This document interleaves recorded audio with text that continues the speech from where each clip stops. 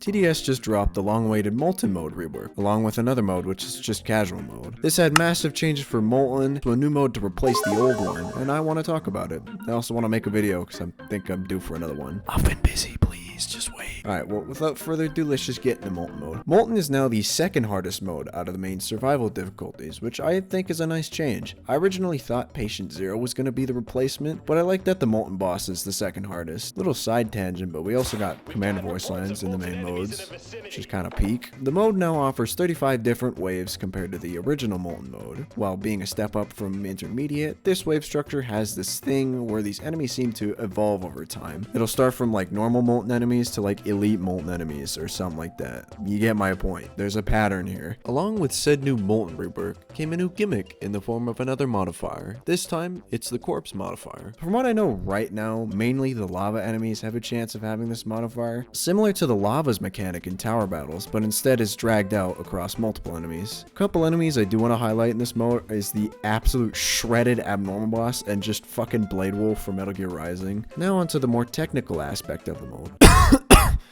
Sorry, I was just fixing up the audio. Anyways, I think the balancing in this mode is great. The whole pattern of enemies slowly evolving over time is also a nice touch, and I overall just think that the enemies are structured well. The mode's solid. The corpse modifier is really annoying, but it's probably supposed to be because it's a hard mode with a hard gimmick, so it's nice. I also think the Molten boss is now the most fleshed out boss in the entire game in terms of his model and his mechanics. His model is probably on par with Fallen King's model on how cool it is, and he somehow just has the most attacks out of the main bosses in this game somehow. They put a lot of thought into this boss, which is weird. Another thing I want to briefly talk about is the rework mode format for TDS. If you don't know what I'm talking about, back in 2020, the modes were structured like this. There were 2 easy modes and there were 2 hard modes. One of the modes in that difficulty was easier than the other, but all 4 of these modes didn't really look any different. They were basically the same,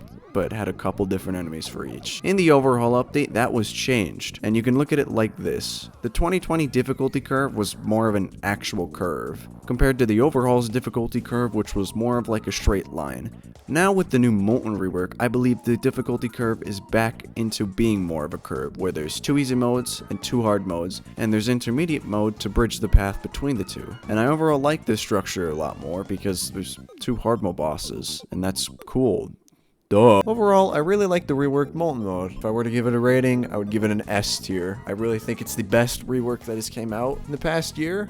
And as for casual, this ain't it, cheese! Yeah, I don't got much to say about casual mode. What I will say is that it does do its job in being the bridge between easy and intermediate, but it is very lazy, and I hope they do change it at some point. Anyway, that's gonna wrap it up for this video. If you did enjoy it, please make sure to leave a like and subscribe for more videos. I hope you have a good night. Bye-bye.